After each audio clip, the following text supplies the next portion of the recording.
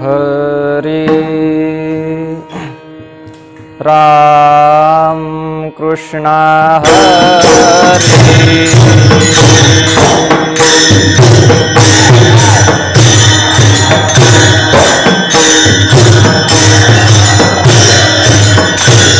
हरे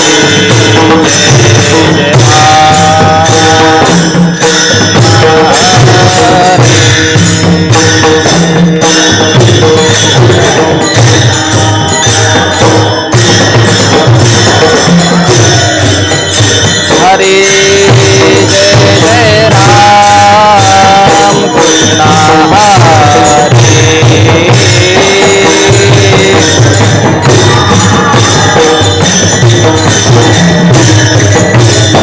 हरे जय राम कृष्ण हरे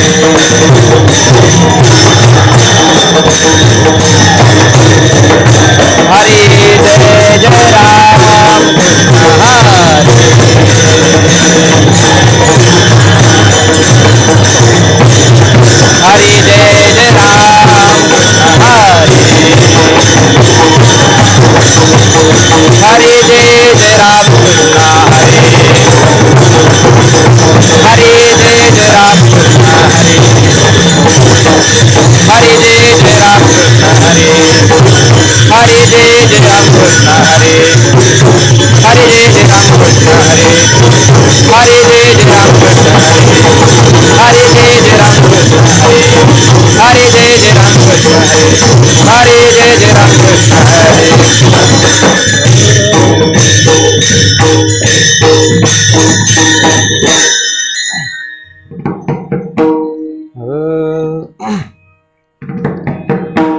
रूप पाहता लोचने रूप पाहता लोचने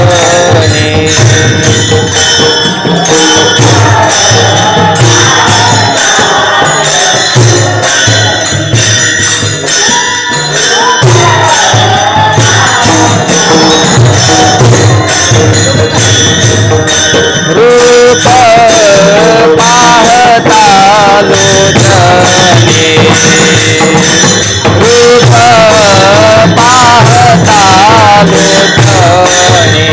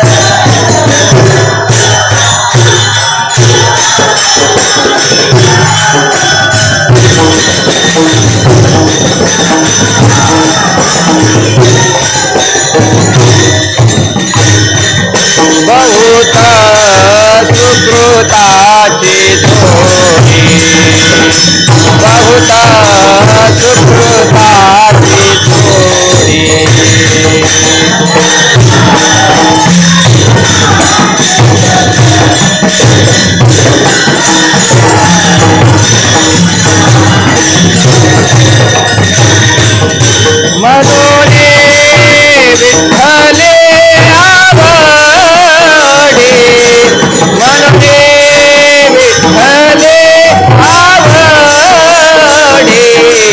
तो हा विठ्ठल बरवा तो हा विठ्ठल बरवा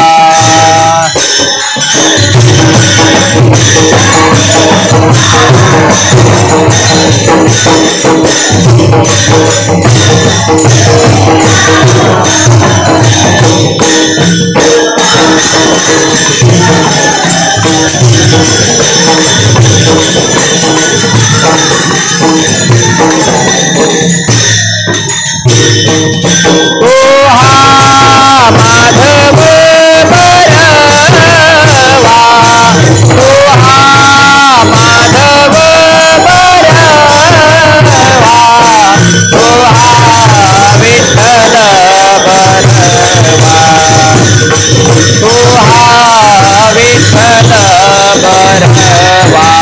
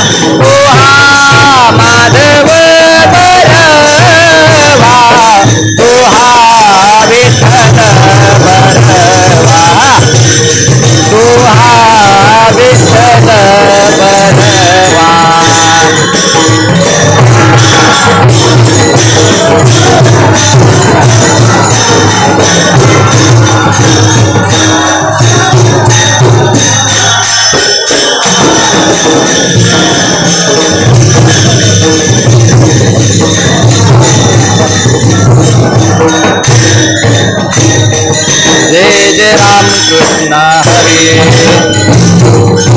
हरे जय जय राम कृष्ण हरे हरे जय जय राम कृष्ण हरे जय जय राम कृष्ण हरे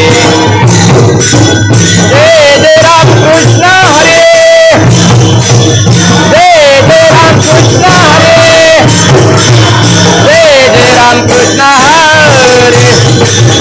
जय जय राम कृष्ण हरे जय जय राम कृष्ण हरे जय जय राम कृष्ण हरे जय जय राम कृष्ण हरे जय जय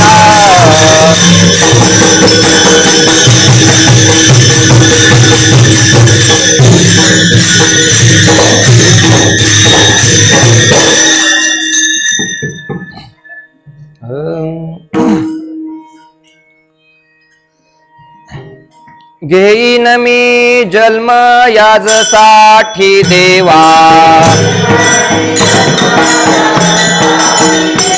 घेईन मी जन्म याजसाठी देवा तुझी चरण सेवा साधावया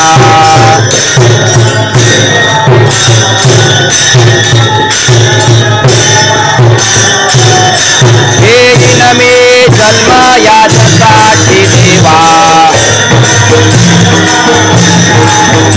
येईन मी जन्मयासाठी देवा तुझी चरण सेवा साधावया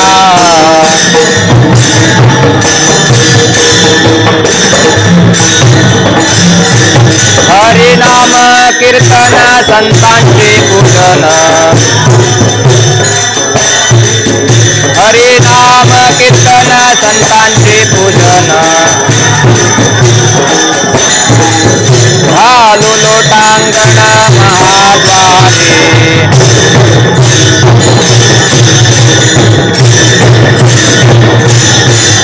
आनंदे निर्भर असो भगते ठाये आनंदे निर्भर असो भगते ठाये सुख दुःख नाही साडजया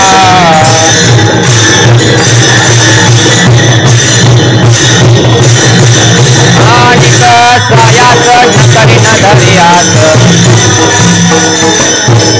माणिक सायास न करी न धर्यास होईन उदास सर्व भावे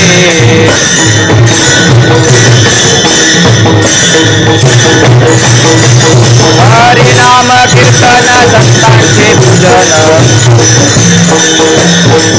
हरिनाम कीर्तन संतांचे पूजन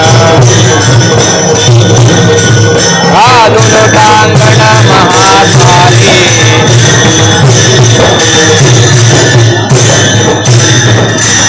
मोक्षाम्मा घरे कामारी ते दासे मोक्षाम्मा घरे कामारी ते दासे होय सांगू ऐसे तुका म्हणे हरिनाम कीर्तन संतांचे पूजन हरिनाम कीर्तन संतांचे पूजन घालू लोटांगण महाद्वारे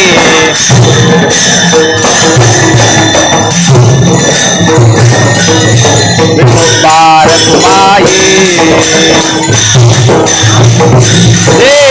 विठोबार कुमाये विठोबार कुमाये आहा विठोबार कुमाये विठोबार कुमाये विठोबार कुमाये दाय विठोबार कुमाये विठोबार कुमाये विठोबार कुमाये विठोबार कुमाये विठोबार कुमाये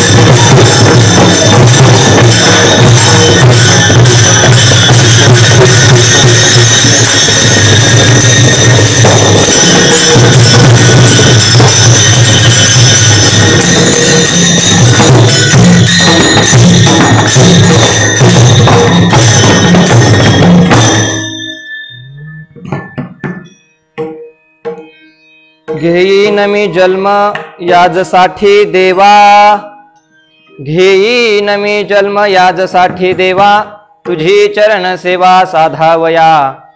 हरिनाम कीर्तन संतांचे पूजन, घालो लोटांगण महाद्वारी। आनंदे निर्भर असो भलते ठाये, आनंदे निर्भर असो भलते ठाये, सुख दुःख नाही चाडाम्हा। हरिनाम कीर्तन संतांचे पूजन, घालो लोटांगण महाद्वारे। अनेक सायास न करे न धरे आस, अनेक सायास न करे न धरे आस, होये न उदास सर्व भावे। हरिनाम कीर्तन संतांचे पूजन, घालो लोटांगण महाद्वारे। मोक्षाम्मा घरी, मोक्षाम्मा घरी कामारी ते दासी, होय सांगो ऐसे तुका म्हणे। हरिनाम कीर्तन संतांचे पूजन, घालो लोटांगण महाद्वारे। विठ्ठल विठ्ठल विठ्ठल।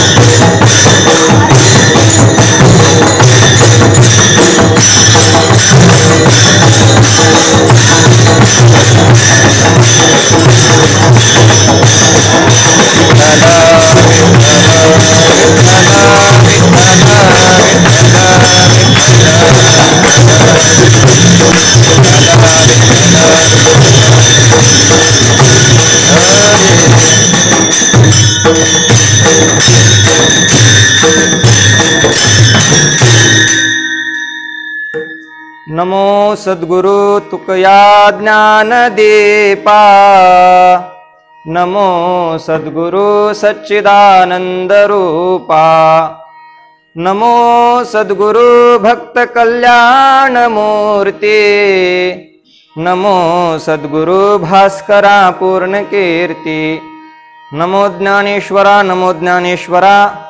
निवृत्ती उदारा सोपान देवा, मुक्ताबाई नमो त्रिभुवन पावली, आद्यत्रे जननी देवाची, नमो विठ्ठला राजया पांडुरंगा, नमो रुक्मिणी माऊली ज्ञान गंगा, नमो पुंडलिका नमो चंद्रभागा, नमस्कार माझा रुक्मिणी पांडुरंगा।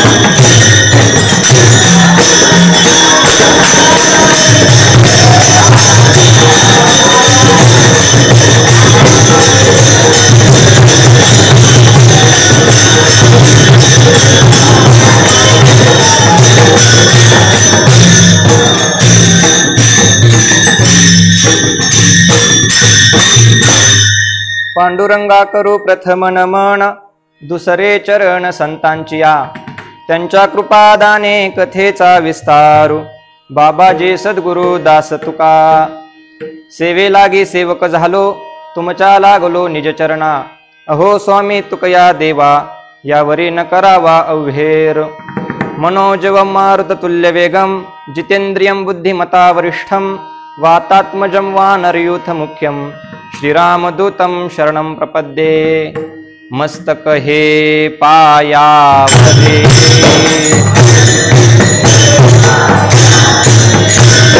मस्तक हे पायावरे, या वारकरी संतांचा, या वारकरी संतांचा,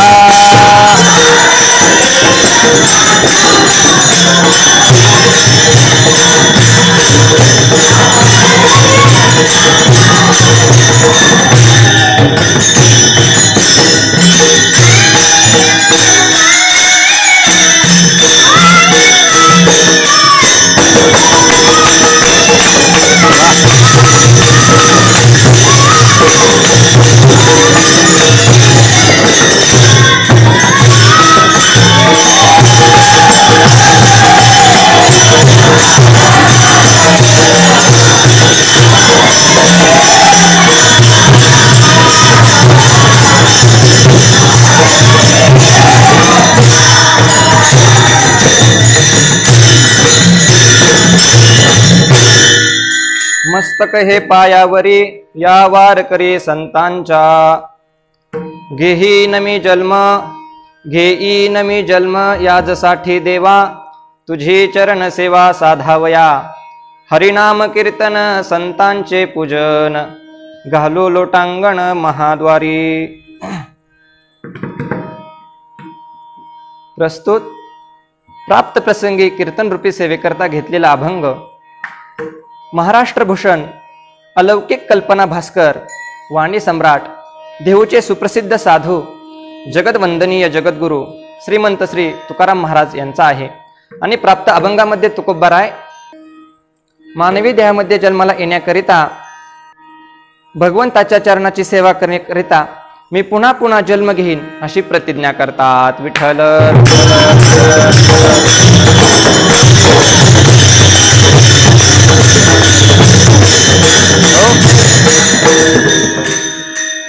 सेवेला सुरुवात करण्यापूर्वी अल्पसा परिहार द्यायचा तो म्हणजे असा की श्री भगवान पंढरीश पांडुरंग परमात्मा ज्ञानी यांचे राजे साधकांचे मायबाप संत हृदय सम्राट भगवान श्री ज्ञानोबाराय वैराग्य शिरोमणी जगत उद्धारक चैतन्य भूषण सखल खलदंडन जिजाई रमन वाणी सम्राट श्री तुकोबाराय यांच्या कृपा आशीर्वादाने तसेच माझ्या आईवडिलांच्या गुरुजनांच्या प्रेरणेने प्राप्त कीर्तन सेवेकरता मी आपणासमोर उपस्थित आहे।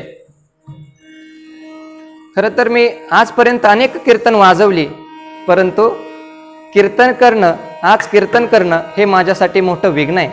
पण सुदैवाने या श्री ज्ञानाई गुरुकुलामध्ये विघ्नहर्ता श्री गणरायांच्या उत्सवामध्ये मला कीर्तन करण्याची संधी मिळाली, हे माझे परम सौभाग्य। विठ्ठल विठ्ठल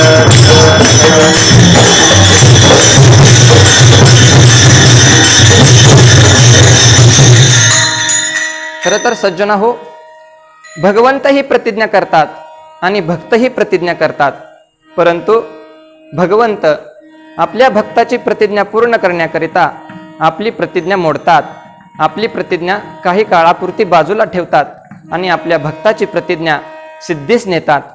प्राप्त अभंगामध्ये तुकोबाराय बोलतात की घेईन मी जन्म, परंतु सज्जना हो, जन्माला येणं ही काय सामान्य गोष्ट आहे का हो? तर नाही, जन्माला येणं ही अत्यंत अवघड गोष्ट आहे। आणि ज्यावेळेस आईच्या गर्भामध्ये एखादं मूल जन्माला येत असतं, त्यावेळेस त्या मुलाला आईच्या गर्भामध्ये 9 महिने आणि 9 दिवस राहावं लागतं। आणि खरं तर त्या आईच्या गर्भामधील यातना वेदना या आपल्या लक्षात असल्या असत्या, आपल्याला ठाऊक असल्या असत्या, तर आपण आज कोणीच या संसारामध्ये अडकलो नसतो। तुकोबाराय वर्णन करतात, काय सांगू गर्भीची यातना मज भोगिता नारायणा मांस मळ मूत्र जाना तुझ क्षण क्षणा धातसे। परंतु आपण या सर्व गर्भीच्या यातना वेदना सर्व काही विसरून गेलेलो आहे आणि तो गर्भामध्ये असणारा जीव त्या भगवान परमात्म्याला म्हणत असतो, अहो देवा भगवंता मला या दुःखातून वाचवा। तो जीव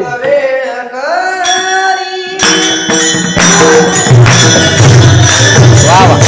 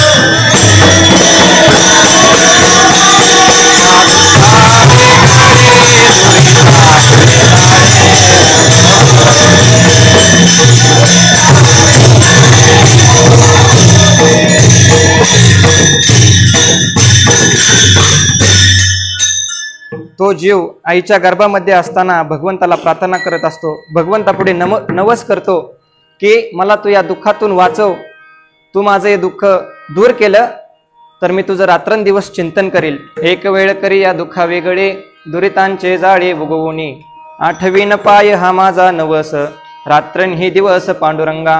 हो, तो जीव ज्यावेळेस त्या आईच्या गर्भामध्ये असतो त्यावेळेस तो बोलत असतो, सोहम सोहम सोहम. सह अहम म्हणजे सोहम, सह म्हणजे तू आणि अहम म्हणजे मी, असा तू मी परब्रह्म आहे, असं ते मूल आईच्या गर्भामध्ये चिंतन करत असतं. कालांतराने ते मूल बाहेर येतं आणि बाहेर आल्यानंतर बदलतं. का बदलतं याचंही वर्णन याचंही उत्तर शास्त्रकारांनी देऊन ठेवलेलं आहे. शास्त्रकार बोलतात की जन्माला येत असताना एवढ्या वेदना आहेत, एवढ्या यातना आहेत की तो जीव आईच्या गर्भामध्ये असताना दिलेलं वचन आईच्या गर्भामध्येच विसरून जातो. हो, नंतर तो जीव बाहेर येतो आणि हळूहळू संसारामध्ये अडकायला लागतो. मग तुकोबार आहे, तुम्हीच एका बाजूला म्हणत आहात की जन्माला येणं दुःखकारक आहे आणि तुम्हीच एका बाजूला म्हणत आहात की आजच्या अभंगाच्या माध्यमातून की घेही न मी जन्म. परंतु सज्जना हो, तुम्ही आम्ही सामान्य जीव जन्माला येत असताना आपल्या जन्माला येत असताना अत्यंत दुःख आहे, परंतु संत महात्मे जन्माला येत असताना त्यांच्या वाट्याला अजिबात दुःख नाही. कशामुळं? हृदयी असता नाम तुझे, हृदयी असता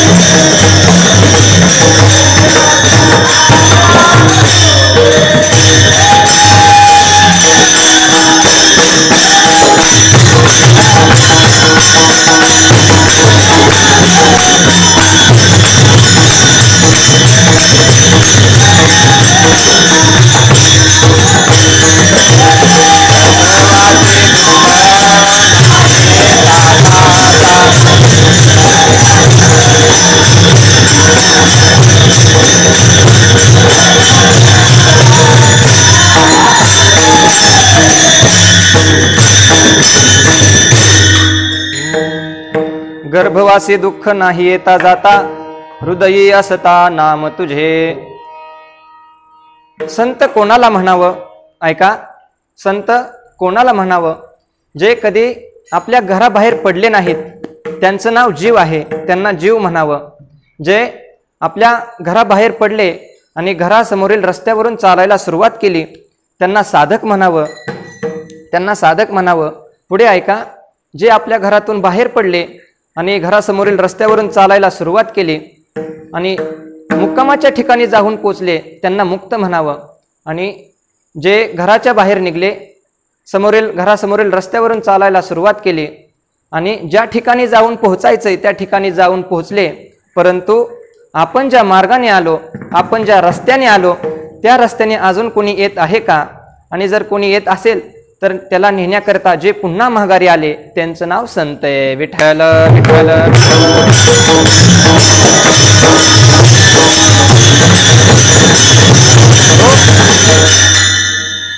नसेल समजलं तर याही पेक्षा सोपं सांगतो. जो कधीच काशीला गेला नाही, जो कधी तीर्थक्षेत्र काशी या ठिकाणी गेलेला नाही, त्याचं नाव जीव आहे. जो काशीमध्ये गेला, काशीमध्ये राहिला, त्याचं नाव साधक आहे. हो, पुढे ऐका. जो काशीला गेला, काशीमध्ये राहिला, काशीतील संपूर्ण माहिती घेतली, तो मुक्त आहे, त्याचं नाव मुक्त आहे. आता पुढे ऐका. जो काशीमध्ये गेला, काशीमध्ये राहिला, काशीतील संपूर्ण माहिती सुद्धा घेतली आणि ती माहिती घेऊन तुमच्या आमच्या घरोघरी सांगायला आले, त्यांचं नाव संत आहे. विठ्ठल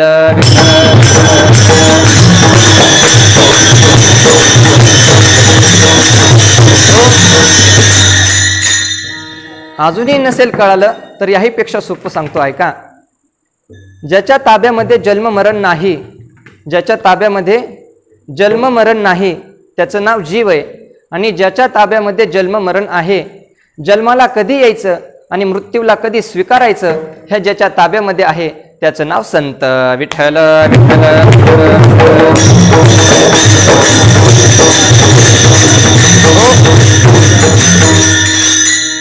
एक आहे आज्ञा, दुसरी आहे प्रतिज्ञा आणि तिसरी आहे अनुज्ञा. हो, पहिली काय आहे? आज्ञा, दुसरी प्रतिज्ञा आणि तिसरी आहे अनुज्ञा. हो, वेदाची आज्ञा आहे, गुरुजींची आज्ञा आहे, शास्त्राची आज्ञा आहे, परंपरेची आज्ञा आहे. परंतु या जर आज्ञेचं आपण पालन नाही केलं तर काय होतं, यासाठी आपण निश्चलदास स्वामी यांचं उदाहरण पाहूया.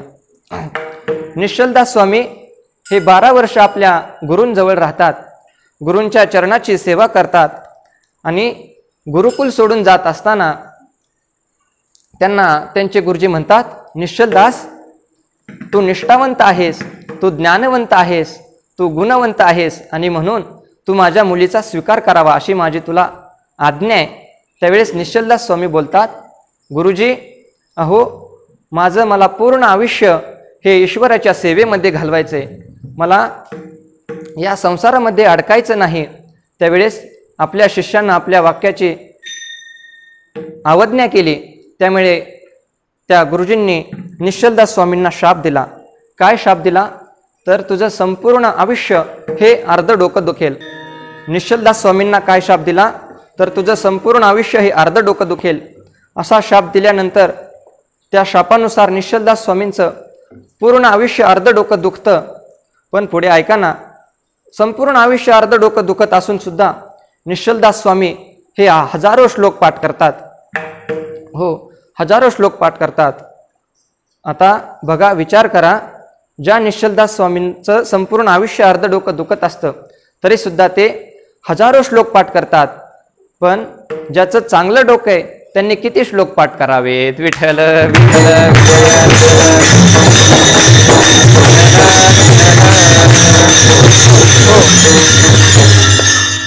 रामायणामध्ये प्रभू रामचंद्रांना वसिष्ठांनी सांगितलं की सत्यम वद धर्मम चर, याला म्हणतात आज्ञा, याला म्हणतात उपदेश.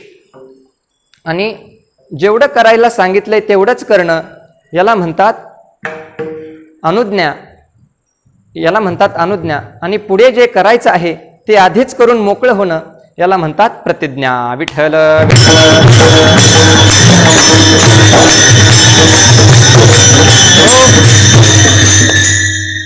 सज्जन हो, संत महात्मे हे कधीच आपल्या वाणीतून असत्य बोलत नाहीत. ते जे काही बोलतात ते केवळ आणि केवळ जगत कल्याणाचंच बोलतात. जगाच्या कल्याण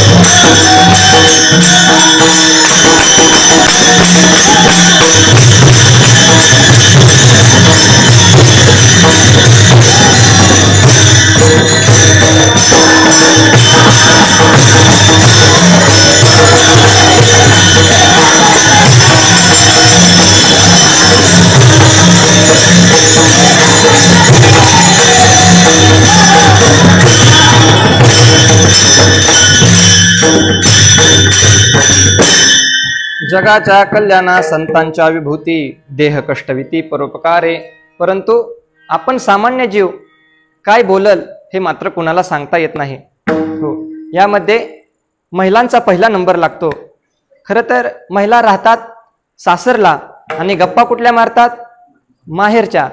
महिला राहतात सासरला आणि गप्पा मारतात माहेरच्या.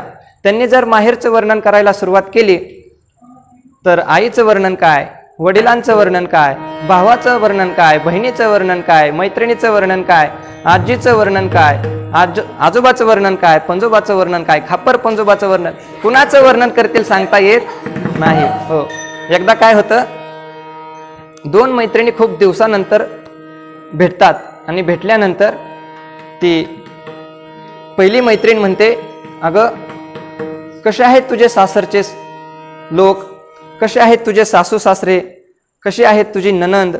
त्यावेळेस हे सगळं सोड, परंतु तुझे मालक तुझे मिस्टर कसे आहेत, त्यांचा स्वभाव कसा आहे एवढं तरी सांग. आणि असं म्हटल्यानंतर ती दुसरी मैत्रीण सांगायला सुरुवात करते. ती म्हणते, अगं काय सांगू तुला माझ्या मालकांचं अक्षर.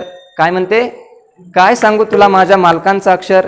त्यांनी जर लिहायला सुरुवात केली ना तर त्यांनी लिहिलेलं दुसरं कुणालाही वाचता येत नाही. आणि अशा त्या दोघींचा संवाद सुरू असतो. त्या ठिकाणी त्या दोघींची एक तिसरी मैत्रीण येते आणि ती तिसरी मैत्रीण या दोघींचा संवाद ऐकते. ऐकल्यानंतर ती तिथे येते आणि म्हणते, अगं नको सांगू तुझ्या मालकाचं कौतिक. तू आत्ता म्हणत होती ना की माझ्या मालकानं लिहिलेलं दुसरं कुणालाही वाचता येत नाही. अगं हे सोड, हे तर काहीच नाही. आता ऐक माझ्या मालकाचा पुरुषार्थ. माझ्या मालकाने जर लिहायला सुरुवात केली ना तर त्यांनी लिहिलेलं दुसरं कुणालाही वाचता येत नाही, परंतु त्यांची त्यांना सुद्धा वाचता येत नाही. विठ्ठल विठ्ठल.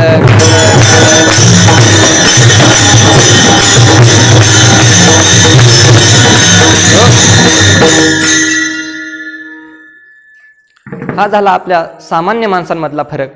परंतु सामान्य मनुष्य आणि संत महात्मे यांच्यामध्ये जर फरक करायचा झालं तर ऐका, ज्याला जन्माला यावं लागतं त्याला जीव म्हणतात. जन्माला येण्याची इच्छा नसून सुद्धा जे जन्माला येतात त्यांना जीव म्हणतात. हो, जन्माला येण्याची इच्छा नसून सुद्धा जन्माला यावं लागतं. का यावं लागतं तर मागच्या जन्मी केलेलं कर्म भोगण्याकरिता आपल्याला जन्माला यावं लागतं.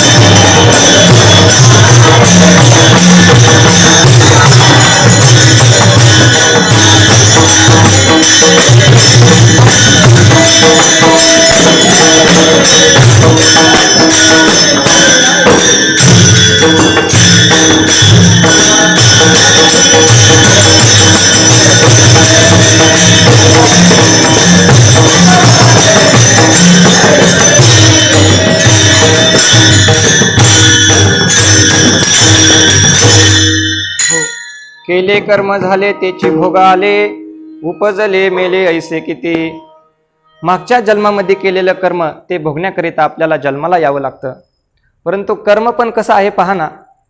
एकदा एक मनुष्य रस्त्यावरून चालत चाललेला असतो आणि रस्त्यावरून चालत जात असताना उन्हाळ्याचे दिवस असतात, कडक असं ऊन पडलेलं असतं आणि तो मनुष्य रस्त्यावरून जात असताना त्याच्या मनामध्ये असं येतं की आता जाता जाता रस्त्याच्या कडेला काही खायला मिळतंय का बघावं. म्हणून तो मनुष्य रस्त्याने चालत जात असतो आणि जात असताना त्याला रस्त्याच्या कडेला एक मोठं आंब्याचं झाड दिसतं. कशाचं झाड दिसतं? आंब्याचं झाड दिसतं. आंब्याचं झाड दिसल्यानंतर त्या मनुष्याच्या मनामध्ये असा विचार येतो की आता आपण पुढे चाललोय ना, तर जाता जाता या आंब्याच्या झाडावरचा एखादा आंबा खावं आणि मग पुढे जावं. असं मनामध्ये आल्यानंतर तो मनुष्य त्या आंब्याच्या झाडापर्यंत जातो. आता मला उत्तर द्या, हा मनुष्य आंब्याच्या झाडापर्यंत जातो पण कोणत्या इंद्रियाने जातो? पायाने. हा, हुशार आहे तुम्ही. तो मनुष्य पायाने आंब्याच्या झाडापर्यंत जातो आणि तो आंब्याच्या झाडावरचा आंबा पाडण्याकरिता जमिनीवरचा दगड उचलतो. कोणत्या इंद्रियाने उचलतो? हाताने तो दगड उचलतो आणि तो हातामधला दगड तो मनुष्य आंब्याच्या झाडावरती मारतो आणि झाडावरचा एक आंबा खाली पडतो. तो आंबा तो आपल्या हाताने उचलतो आणि तो आंबा हातामध्ये घेतल्यानंतर तो आंबा तो चाखायला सुरुवात करतो. कोणत्या इंद्रियाने? जिभेने. हो, जिभेने तो माणूस आंबा चाखायला सुरुवात करतो. परंतु तो मनुष्य आंबा चाखतोय न चाखतोय त्या क्षणाला त्या ठिकाणी त्या आंब्याच्या झाडाचा मालक येतो आणि मालक आल्यानंतर तो मालक म्हणतो, एवढ्या कष्टानं एवढ्या मेहनतीनं ह्या आंब्याच्या झाडाला लहानाचं मोठं केलंय आणि कोणी पण येतंय आणि आंबं खाऊन जातंय. त्यावेळेस तो मनुष्य रागट स्वभावाचा असतो, जरा तापट स्वभावाचा असतो. तो त्या मनुष्यासमोर येतो आणि आपला हात पुढे करतो. हात पुढे करून आपल्या शर्टची बाही मागं सारतो आणि मागं सारल्यानंतर त्या मनुष्याच्या जोरात ते कानाखाली अशीच कानाखाली मारतो बरं का. आणि मारल्यानंतर तो मनुष्य त्या मनुष्याच्या कानाखाली मारल्यानंतर मार कोणत्या इंद्रियाने खाल्ला? मार गालाने मार खाल्ल्यानंतर रडायला कोणत्या इंद्रियाने सुरुवात केली? डोळ्याने. हा, डोळ्याने रडायला सुरुवात केली. तर शास्त्रकार बोलतात की ज्या डोळ्यांनी ते आंब्याचं झाड पाहण्याचं कुकर्म केलं, शेवटी त्याच डोळ्याला रडावं लागलं. मला सांगायचं एवढंच आहे की आपल्या इंद्रियाने जे कर्म केलं त्या कर्माचं पाप त्या इंद्रियाला भोगावंच लागतं. विठ्ठल विठ्ठल.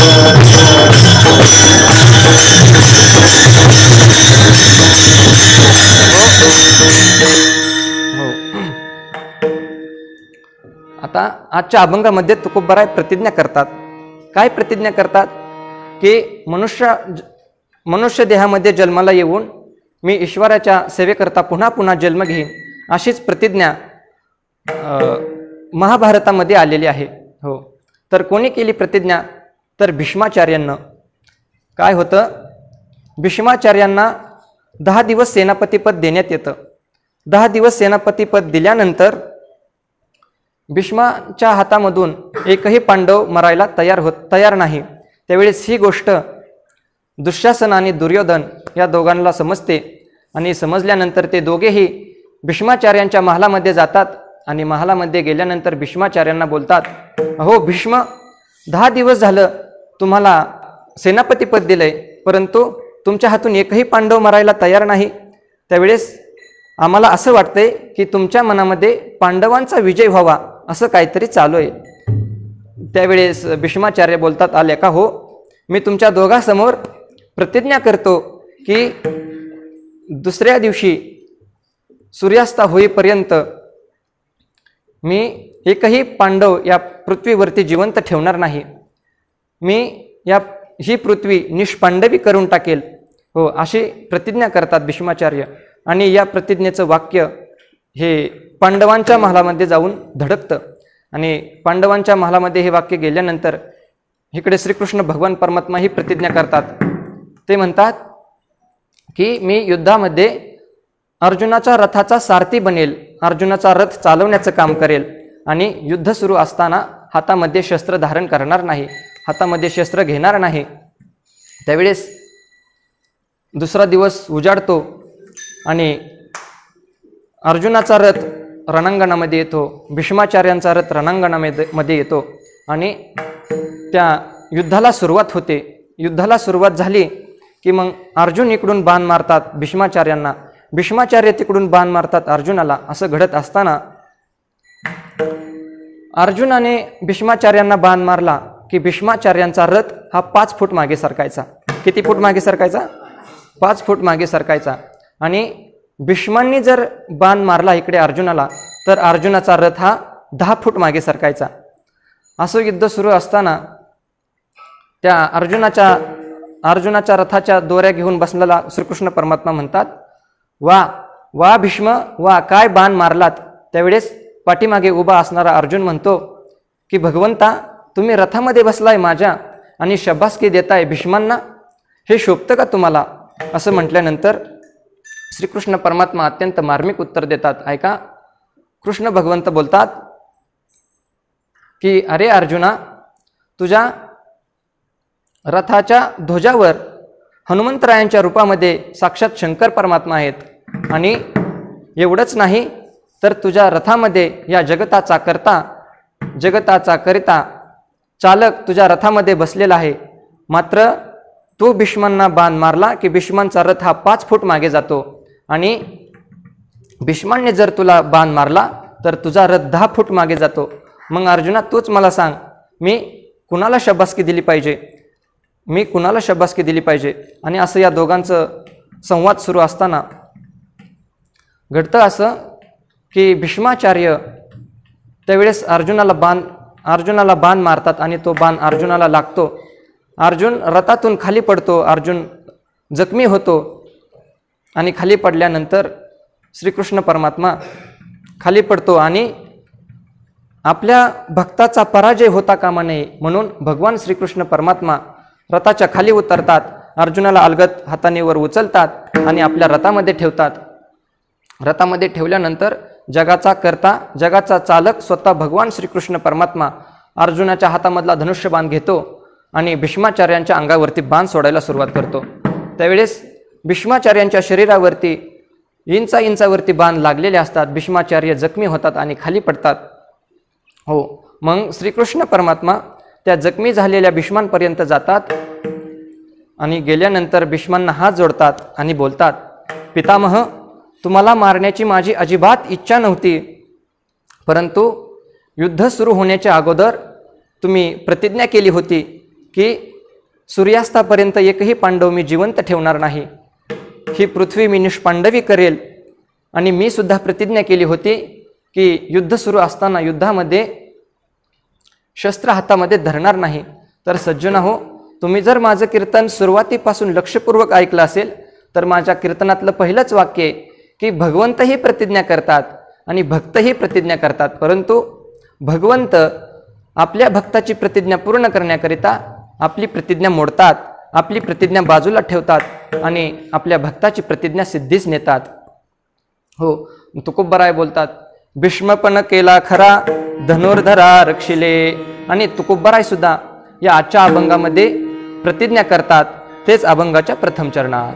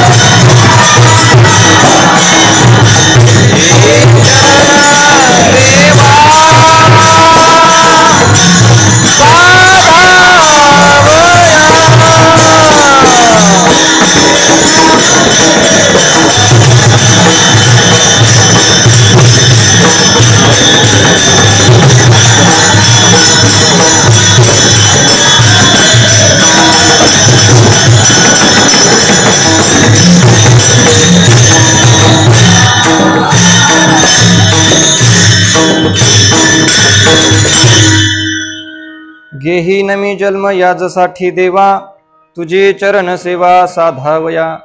तुकोबराय बोलतात, तुझी चरण सेवा साधावया. भगवंताचे चरण हे कसे आहेत तो, तर सुकुमार आहेत. साक्षात भगवान परमात्माच हा अतिशय सुंदर आहे. हो, तुकोबराय वर्णन करतात,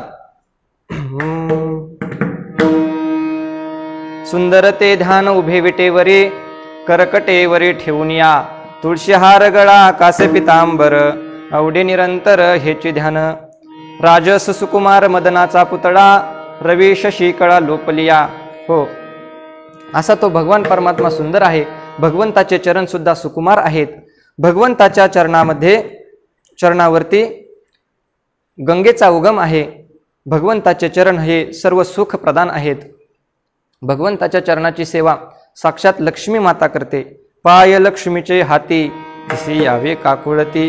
हो, परंतु ऐका, भगवंताचे चरण हे अत्यंत सुंदर आहेत. परंतु आज या जगतामध्ये सुंदर कोणाला म्हणावं हा मोठा प्रश्न निर्माण झालेला आहे. हो, प्रत्येकालाच वाटतं की आपल्यापेक्षा सुंदर या जगतामध्ये दुसरा कोणीच नाही. म्हणून मनुष्य कुठेही जाऊ द्या, अगदी कीर्तनात म्हटलं तरी काय हरकत नाही, घरामधून बाहेर पडताना आरशात बघितल्याशिवाय घराच्या बाहेर पडत नाही. विठ्ठल विठ्ठल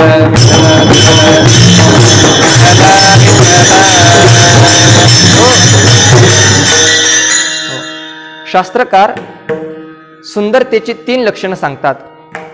हो, जर आपण त्या 3 लक्षणांमध्ये बसत असू तरच आपण स्वतःला सुंदर म्हणू शकतो. अन्यथा आपण आपल्या स्वतःला सुंदर म्हणण्याचा येत किंचितही अधिकार आपल्याला प्राप्त नाही. हो, शास्त्रकार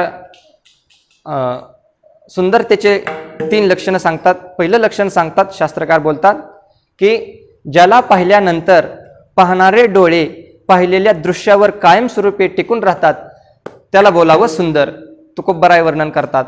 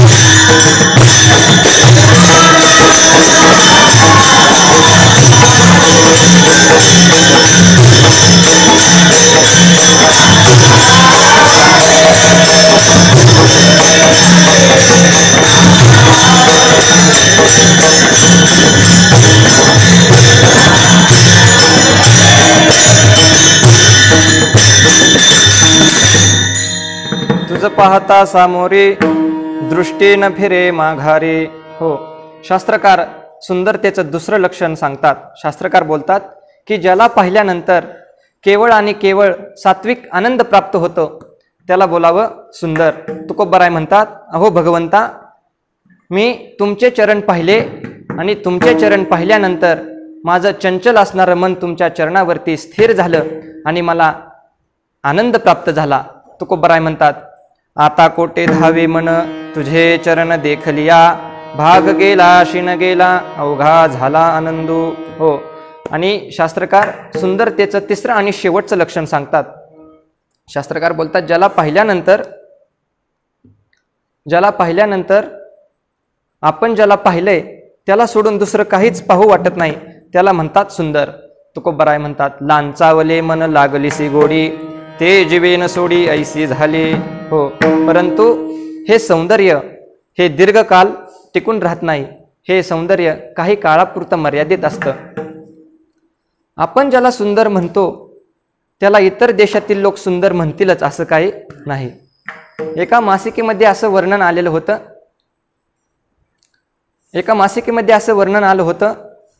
की चीनमधला सर्वात सुंदर व्यक्ती कोण? काय? चीनमधला सर्वात सुंदर व्यक्ती कोण? तर ज्या मनुष्याचं नाक हे भस्क आहे तो चीन देशातील सर्वात सुंदर व्यक्ती. कृपया कीर्तनामध्ये कोणी एकामेकाकडे बघू नका, मी चीनमधलं सांगतोय. हो, आणि इंग्लंडमधला सर्वात सुंदर व्यक्ती कोण? तर ज्याची मान ही बगड्यासारखी उंच आहे तो इंग्लंड देशामधील सर्वात सुंदर व्यक्ती. हे झालं इतर देशामधलं. परंतु आपल्या देशातलं त्या मासिकेमध्ये वर्णन आलेलं आहे का? असं वर्णन आलं होतं की मनुष्य काळा असू द्या, मनुष्य सावळा असू द्या अथवा मनुष्य गोरा असू द्या, परंतु ज्या मनुष्याचा नाकाचा शेंडा हा अत्यंत सरळ आहे तो मनुष्य भारत देशातला अत्यंत देखणा आणि सुंदर व्यक्ती. विठ्ठल विठ्ठल.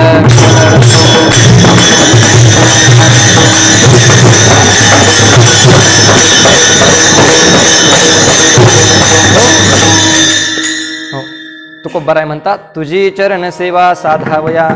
भगवंताच्या चरणावरती 5 प्रकारची चिन्ह आहेत बरं का. भगवंताच्या चरणावरती 5 प्रकारचे चिन्ह आहेत. पहिलं आहे वज्र, दुसरं आहे कमळ, तिसरं आहे ध्वज, चौथं आहे अंकुश आणि 5वं आहे यव. हो, भगवंताने आपल्या चरणावरती वज्र का धारण केला?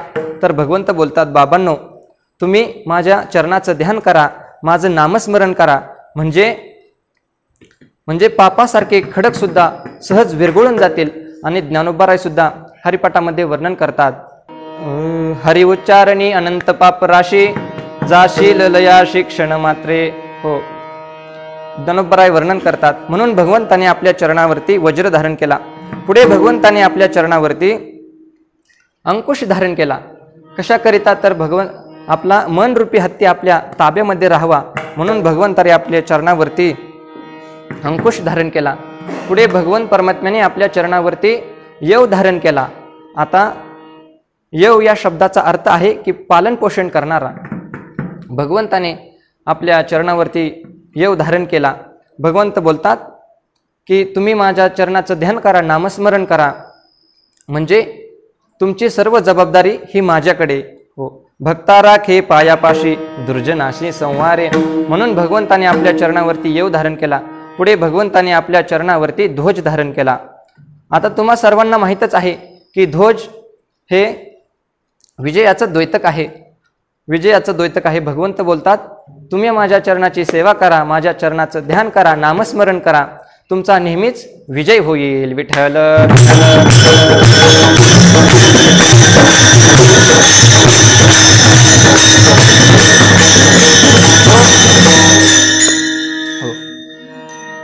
काही संत महात्मे काही साधू तुकोबरायांकडे आले आणि तुकोबरायांना प्रश्न केला, तुकोबराय तुम्ही म्हणताय घेही नमी जन्म, कशा करता? तर तुझी चरण सेवा साधावया. हो, परंतु तुम्ही जीवनामध्ये आल्यानंतर अजून काय काय कराल हेच तुकोबराय सेवेकरिता घेतलेल्या अभंगाच्या 2य चरणामध्ये सांगतात.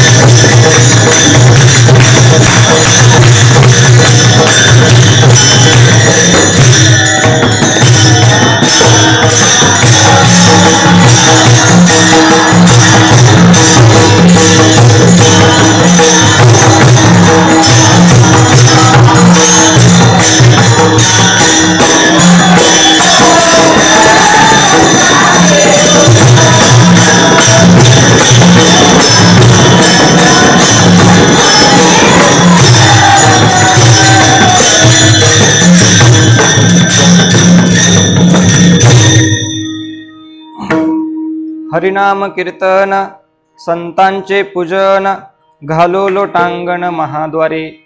या द्वितीय चरणामध्ये हरिनाम, संतांचं पूजन आणि लोटांगण हे तीन अत्यंत महत्त्वाचे शब्द आहेत। परंतु सामान्य माणसाच्या जीवनामध्ये तीन गोष्टी अत्यंत चुकीच्या आहेत। पहिली गोष्ट आहे पाप, दुसरी गोष्ट अज्ञान आणि तिसरी गोष्ट आहे अहंकार। म्हणून तुकोबराय अभंगाच्या दुसऱ्या चरणामध्ये सरळ सरळ सांगतात की तुम्ही हरीचं नाम घ्या, तुमचं पाप नष्ट होईल, तुम्ही संतांची पूजा करा, तुमचं अज्ञान दूर होईल आणि तुम्ही लोटांगण घाला म्हणजे तुमचा अहंकार निघून जाईल। विठ्ठल विठ्ठल विठ्ठल।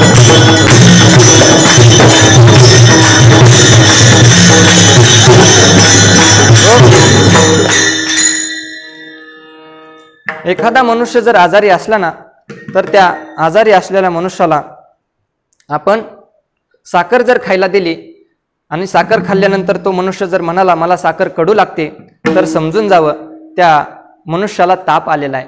हो, ताप आलेल्या मनुष्याला साखर कडू लागते।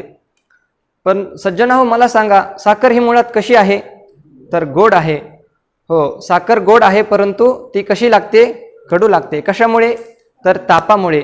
अगदी तसंच भगवान परमात्म्याचं नाव देखील गोड आहे। हो, तुकोबराय म्हणतात गोड तुझे रूप गोड तुझे नाम देई मज प्रेम सर्व काळ। हो, भगवंताचं नाम हे अत्यंत गोड आहे, परंतु आपल्याला ते कडू लागतंय। कशामुळे कडू लागतंय? तर संसार तापामुळे आपल्याला ते नाम कडू लागतंय। विठ्ठल विठ्ठल।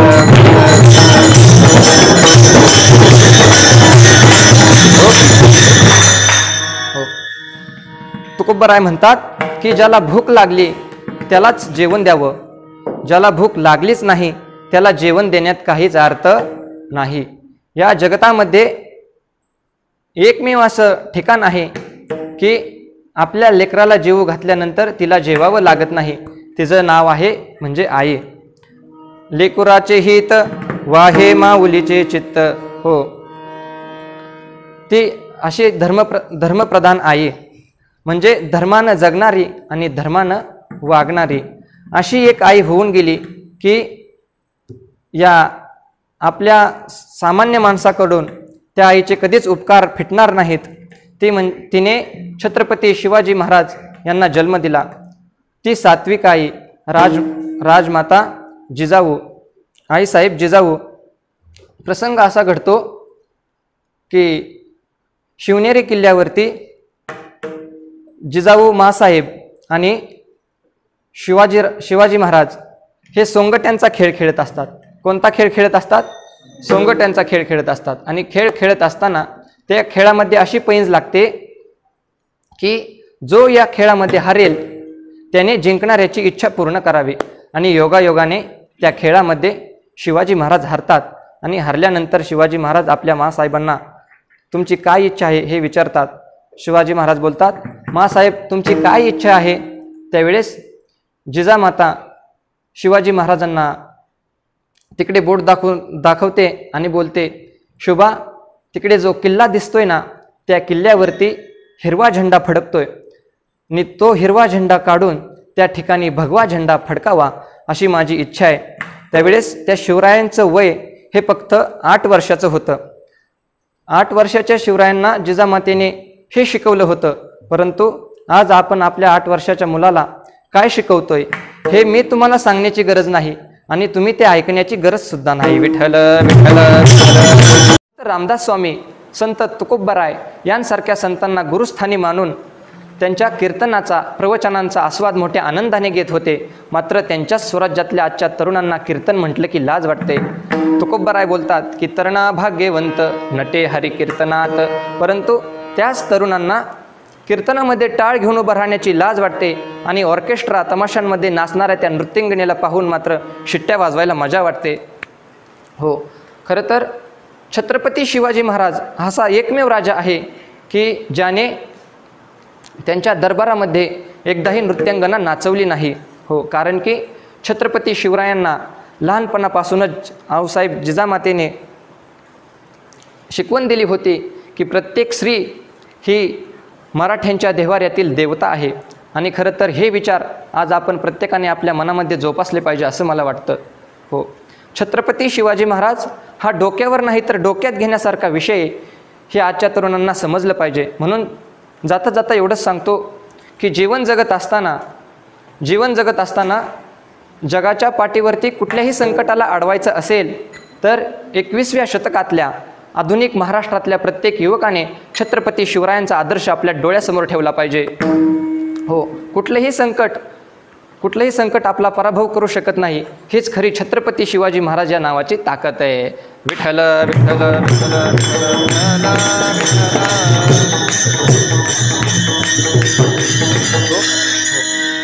म्हणून सज्जन हो, जर आपल्या आईला प्रसन्न करायचं असेल तर त्या आईच्या बाळाला सांभाळा आणि जर देवाला प्रसन्न करायचं असेल तर संतांना सांभाळा. विठ्ठल विठ्ठल विठ्ठल.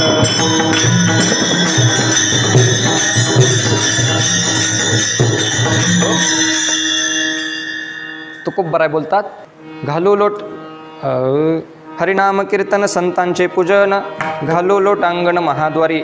तुकोबराय ही संतांची पूजा करतात. हो, एवढंच नाही, याही पलीकडे जाऊन तुम्हाला मी सांगेल की भगवंत परमात्मासुद्धा संतांची पूजा करतात. एकदा प्रसंग असा घडला की नारद मुनी भ्रमंती करण्याकरिता निघाले आणि भ्रमंती करण्याकरिता निघाले असताना त्यांच्या मनामध्ये असं येतं की जाता जाता श्रीकृष्ण परमात्म्यांच्या वाड्यावरती जावं. आणि म्हणून नारद मुनी हे फिरत फिरत भगवंताच्या महालावरती जातात आणि गेल्यानंतर महालाचा दरवाजा बंद असतो आणि त्या दरवाजासमोर 2 चोपदार उभे असतात. चोपदार उभे असल्यानंतर नारद मुनी त्या चोपदारांना म्हणतात, मला भगवंताचं दर्शन घ्यायचं आहे, मला भगवंताला भेटता येईल का? त्यावेळेस ते चोपदार नारद मुनींना म्हणतात, नारदजी तुम्हाला कमीत कमी 2 ते 3 तास वाट पाहावी लागेल. वाट पाहावी लागेल? हो. का बरं?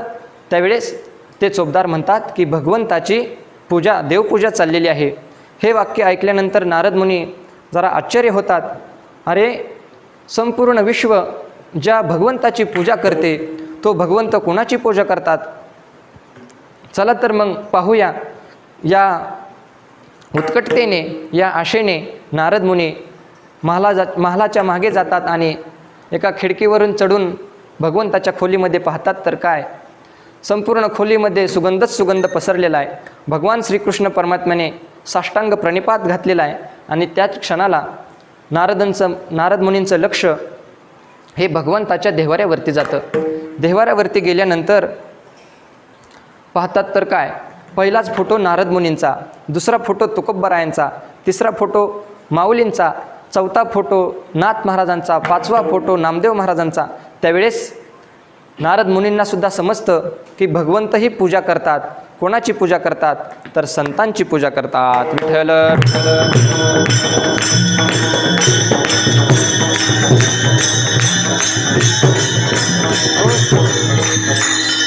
हरिनाम कीर्तन संतांचे पूजन घालो लोटांगण महाद्वारी. हो, कधी कधी मोठी माणसंसुद्धा मोठ्या माणसांना नमस्कार घालतात. हो, एकदा पैठण निवासी नाथबाबा ज्ञानोबरायांना नमस्कार घालतात. नमस्कार.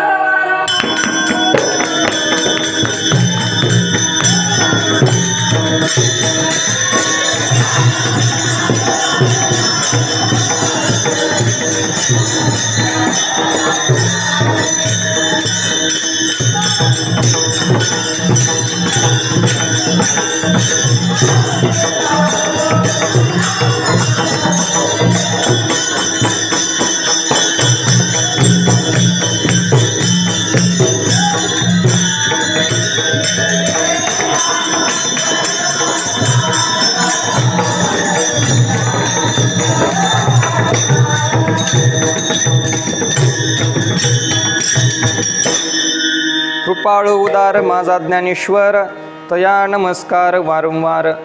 परंतु नमस्कार घातल्यानंतर, साष्टांग प्रणिपात घातल्यानंतर, आपण लोटांगण घातल्यानंतर याचा फायदा काय होतो, तर याचं उत्तर ऐका.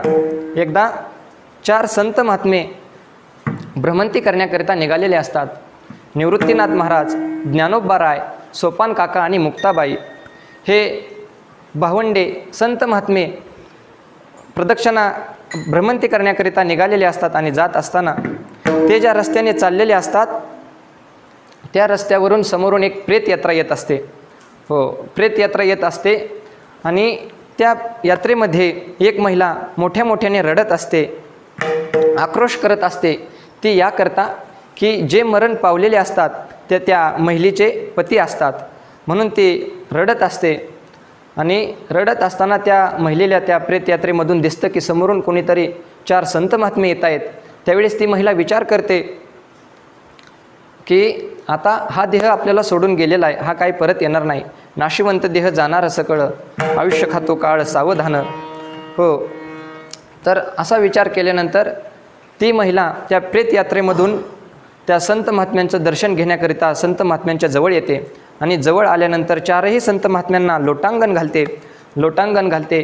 त्यावेळेस ज्ञानोबाराय त्या महिलेला विचारतात, अहो का रडता तुम्ही रडण्याचं कारण काय, तुम्ही रडण्याच्या पाठीमागचं प्रयोजन काय. त्यावेळेस ती महिला बोलते, अहो ते जे मरण पावलेले आहेत ना ते माझे पतिराज आहेत, माझे पतिराज मला सोडून गेले म्हणून मी रडते.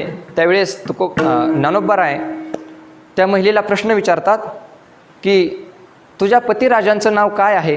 त्यावेळेस ती महिला उत्तर देते, माझ्या पतिराजांचं नाव सच्चिदानंद आहे. आणि हे नाव ऐकल्यानंतर ज्ञानोबारायांच्या चेहऱ्यावरती स्मित हास्य येतं. आणि ज्ञानोबाराय त्या महिलेला बोलतात, अगं सच्चित आनंद हे कधी मरण पावतात का, हे कधी मरत नसतात, ते अमर आहेत. म्हणून ज्ञानोबाराय म्हणतात, ठेवा ते प्रेत खाली. आणि कोणीतरी एक मोठा महात्मा सांगतोय म्हणून ज्ञानोबारायांच्या सांगण्यावरून ते प्रेत यात्रा थांबवतात आणि ते प्रेत खाली ठेवतात. खाली ठेवल्यानंतर ज्ञानोबाराय त्या प्रेतासमोर जातात आणि बोलतात, उठा उठा बाबा, सच्चिदानंद बाबा उठा. आणि असं म्हटल्यानंतर ते मेलेलं प्रेत उठून बसतं. आणि उठल्यानंतर ज्ञानोबारायांना दंडवत घालतं, नमस्कार करतं. हो, ज्ञानोबारायांच्या चरणी नमस्कार करतं. त्यावेळेस ते सच्चिदानंद बाबा आपल्या पत्नीला म्हणतात, मी इथून मागचं आयुष्य हे तुझ्याकरता, मुलाबाळांकरिता, आपल्या संसाराकरिता जगलो, पण इथून पुढचं आयुष्य हे मी ज्यांनी मला जीवनदान दिलं त्या ज्ञानोबारायांच्या चरणावरती समर्पित करणार आहे. आणि मग सज्जना हो, नेवासा गावामध्ये ज्ञानोबारायांनी सांगावं आणि सच्चिदानंद बाबांनी लिहावं. ज्ञानोबारायांनी काय सांगावं, ओम नमो जी आद्या वेद प्रतिपाद्या, जे जे स्वसंवेद्या आत्मरूपा, देवा तुची गणेशू, सकलार्थमते प्रकाशू, म्हणे निवृत्तीदासू अवधारी जोजी.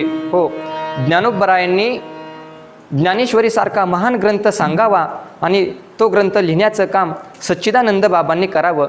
एवढा मोठा अधिकार सच्चिदानंद बाबांना प्राप्त झाला. हो, शके 1272 ते टीका केली ज्ञानेश्वरे, सच्चिदानंद बाबा आदरे लेखकू झाला. हो, एवढा मोठा अधिकार, एवढा महान असा ज्ञानेश्वरी असणारा ग्रंथ सच्चिदानंद बाबांनी लिहिला. एवढा मोठा अधिकार प्राप्त झाला. तो कशामुळे हो, तर त्यांच्या पत्नीने ती प्रेत यात्रा सोडून संत महात्म्यांच्या चरणावरती साष्टांग दंडवत घातला. त्यामुळे एवढा मोठा अधिकार प्राप्त होतो. हो, तुकोबाराय म्हणतात, हरिनाम कीर्तन संतांचे पूजन, घालू लोटांगण महाद्वारी.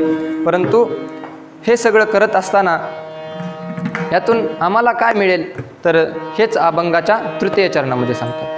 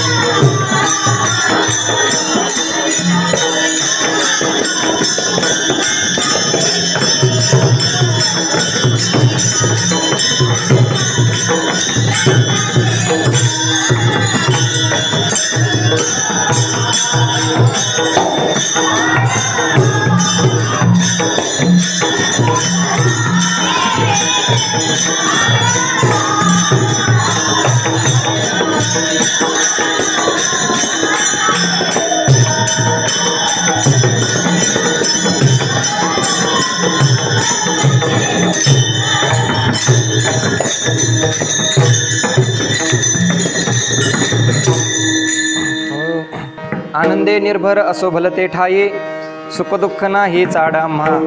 हरिनाम कीर्तन संतांचे पूजन, घालो लोटांगण महाद्वारी. वारकरी संप्रदायाच्या नियमाप्रमाणे एकदा सर्वांनी मोठ्या आनंदाने आणि प्रेमाने विठोबा रुक्माई भजन करायचंय. हाताने टाळी आणि मुखाने नाम, विठोबा रुक्माई.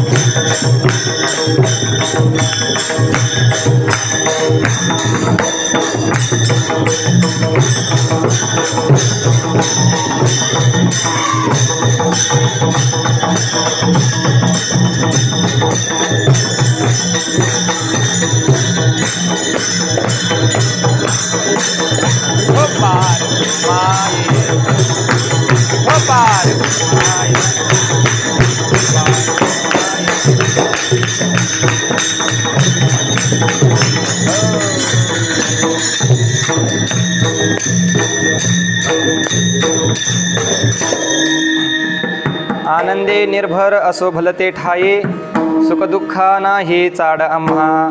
हो, एकदा 8 वर्षाची बहीण आपल्या मोठ्या भावाला उपदेश करते, ज्ञानदादा नका रडू, का रडता तुम्ही? तर सुख असो अथवा दुःख असो, त्यामधून आपल्याला मार्ग काढून आपल्याला जगल्याशिवाय पर्याय नाही. प्रसंग असा घडतो की एकदा ज्ञानेश्वर महाराज मधुकरी मागण्याकरिता सिद्धबेटामधून आळंदीमध्ये जातात. आळंदीमध्ये गेल्यानंतर ते मधुकरी घेऊन पुन्हा माघारी सिद्धबेटाकडे जात असताना त्यांना विसोबा या नावाचा एक ब्राह्मण ज्ञानोबारायांना अडवतो आणि अडवल्यानंतर ज्ञानोबारायला म्हणतो, अरे काय आहे तुझ्या झोळीमध्ये? आणि असं म्हटल्यानंतर ज्ञानोबाराय म्हणतात, अहो काका काय नाही, मधुकरी आहे, अन्न आहे. आणि असं म्हटल्यानंतर तो विसोबा त्या ज्ञानोबारायांजवळ जातात आणि ज्ञानोबारायांच्या हातातून झोळी हिसकावून घेतात आणि त्या झोळीमधले असलेलं अन्न हे जमिनीमध्ये टाकतात. असं केल्यानंतर कधीही रागाला न जाणारे ज्ञानोबाराय त्या दिवशी मात्र रागाला जातात आणि रागाला गेल्यानंतर ज्ञानोबाराय आपल्या सिद्धबेटामध्ये जातात आणि झोपडीचं दार बंद करतात आणि आतमध्ये जाऊन रडत बसतात. हा प्रसंग मुक्ताबाईला कळल्यानंतर मुक्ताबाई म्हणते, ज्ञानदादा अहो का रडत आहात तुम्ही? रडू नका. का रडत आहात? तुम्ही संत आहात, योगी आहात, आणि योगी हा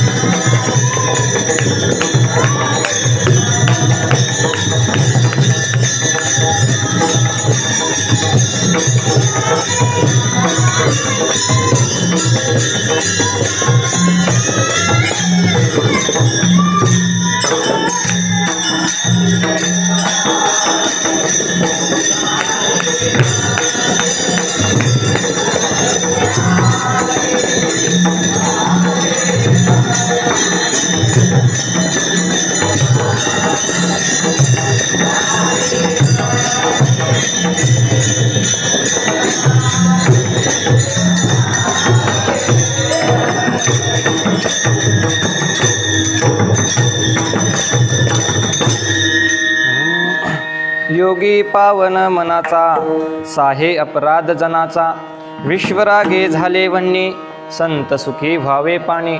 ते चिमुकली मुक्ताई ज्ञानोबरायांना उपदेश करते, ज्ञानदादा तुम्ही संत आहात, तुम्ही योगी आहात आणि योगी हा पावन मनाचा असतो। हे संपूर्ण विश्व जरी आपल्याकडे आग बनून आलं तरी आपण पाणी बनून त्यांच्याकडे गेलं पाहिजे, असा उपदेश मुक्ताबाई आपल्या ज्ञानदादाला करते। विश्वपट ब्रह्मद्वारा ताटी उघडा ज्ञानेश्वरा। हो दादा, तुम्ही ताटी उघडा। या समाजानं आपल्याला किती जरी त्रास दिला तरी आपण हे जीवन हे या जगासाठीच जगलं पाहिजे। सुख असो अथवा दुःख असो, त्यावरती काहीतरी उपाय काढून आपण जगलं पाहिजे। त्यावेळेस तुकोबाराय बोलतात की सुखदुःख चाड नाही आम्हा, ज्ञानेश्वर माऊली ज्ञानराज माऊली तुकाराम।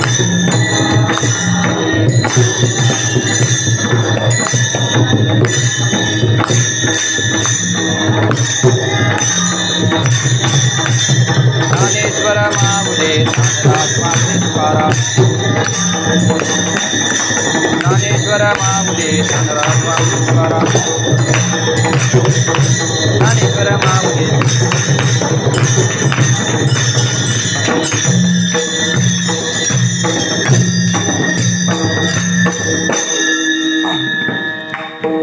पुढे तुकोबराय बोलतात की अनेक सायास न करीन धर्यास, होईन उदास सर्व भावे। हो, नंतर तुकोबराय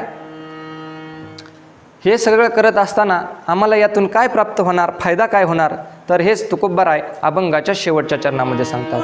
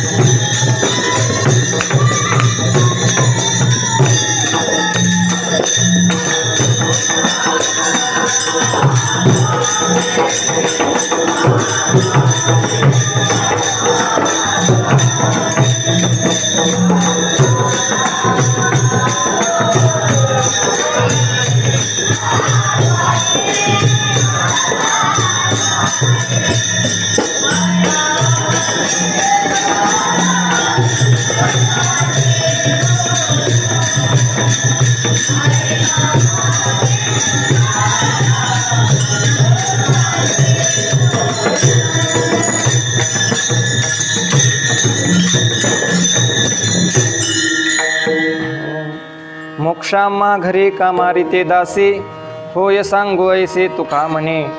हरिनाम कीर्तन संतांचे पूजन, घालू लोटांगण महाद्वारी.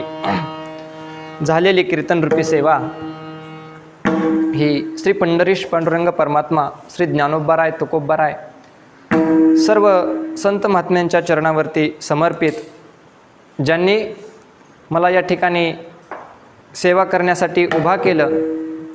माझ्या या जीवनातलं पहिलंच कीर्तन आहे आणि अगदी 8 दिवसाच्या कालावधीमध्ये हे सर्व कीर्तन मी बसवलेलं आहे.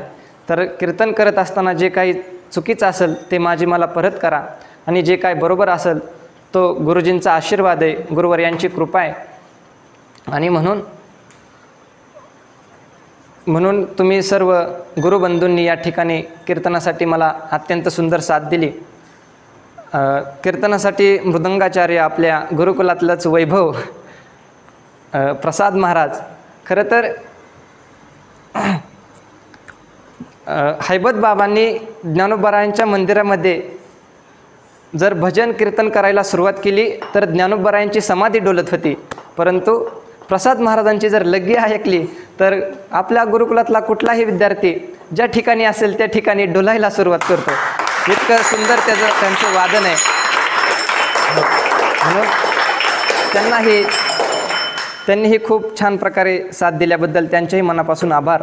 आणि पुनश्च एकदा झालेली कीर्तनरूपी सेवा गुरुवर्यांच्या चरणी, माझ्या आईवडिलांच्या चरणी, तुम्हा सर्व श्रोतवर्गांच्या चरणी, मायबापांच्या चरणी सेवा समर्पित करतो. आणि याच ठिकाणी वाणीला पूर्णविराम. तुकाराम तुकाराम तुकाराम तुकाराम.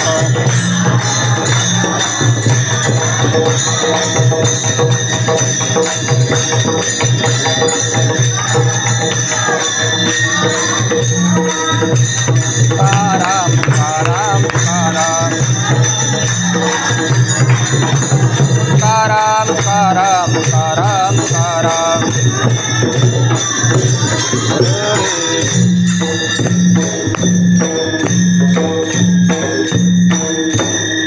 म्हणजे निवृत्तीदासू अवधारी जोशी गणरायांच्या या मंगल उत्सवामध्ये श्री ज्ञानाई गुरुकुलातील आजची कीर्तनाची समारोपाची चिंतन सेवा सूरज जराड या विद्यार्थ्यांना अत्यंत सुंदर रीतीने सादर केलेली आहे. खरं तर जराड परिवार महिन्याभरापूर्वी आपलं संपूर्ण विराड घेऊन गुरुकुलात स्थिरावला आणि अवघ्या महिन्याभरामध्येच हे कीर्तन बसवून सगळ्यांना पाठीमागं सारत कीर्तनाची दिशा कशी असते याचा एक आदर्श निर्माण केला.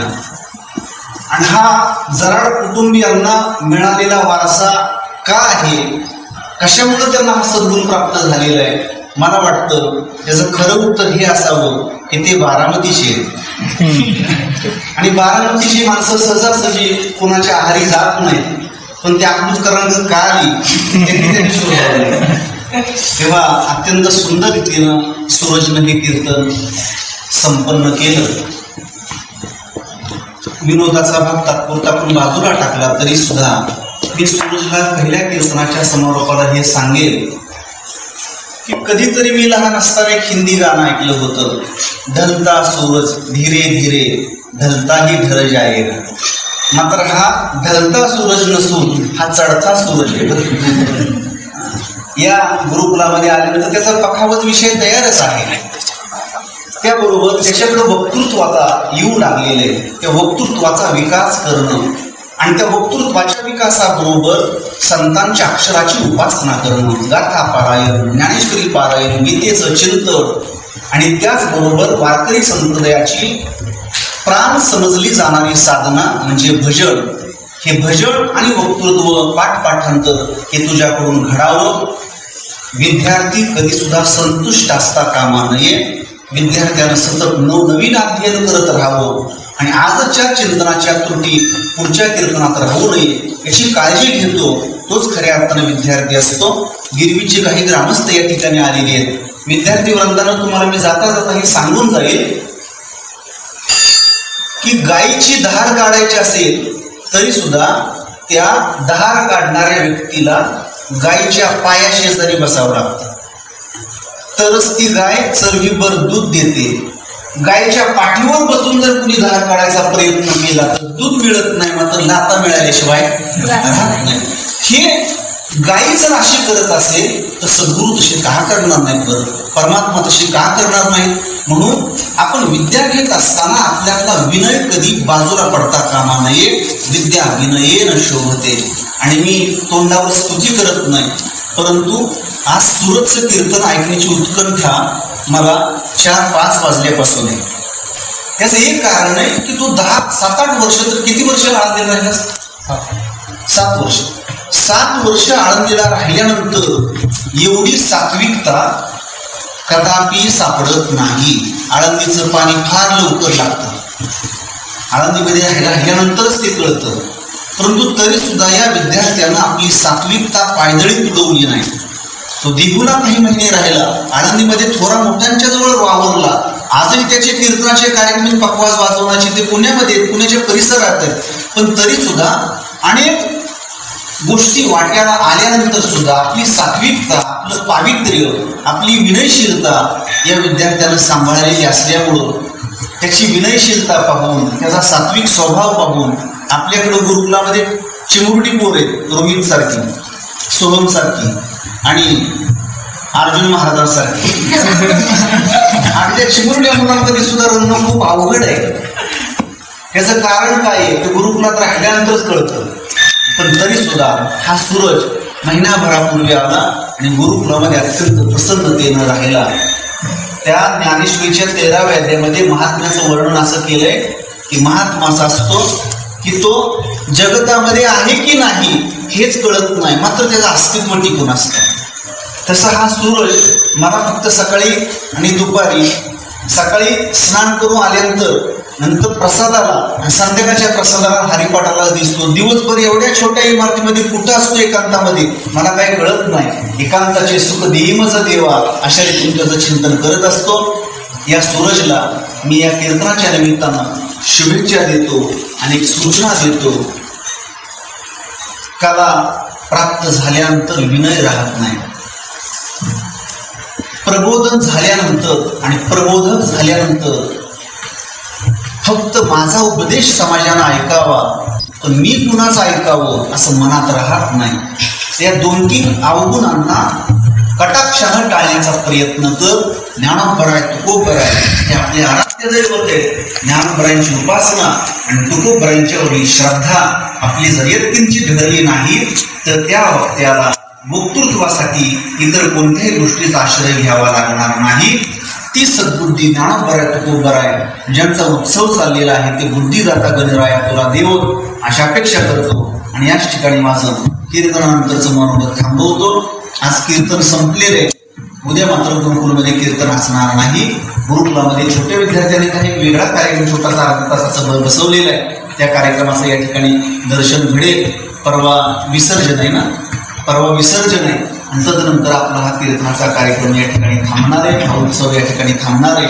आपल्या समाधानच्या आणि शिवराजच्या गावचे काही ग्रामस्थ या ठिकाणी उपस्थित झालेले आहेत. कसं ते पकवादाच्या क्लासला येतात परंतु गुरुकुलातील विद्यार्थ्यांचं कीर्तन आहे म्हणून ते कौतुकानं आलेले. मी त्यांचा सुद्धा मनपूर्वक आभार व्यक्त करतो आणि याच ठिकाणी माझ्या वाणीला विराम देतो.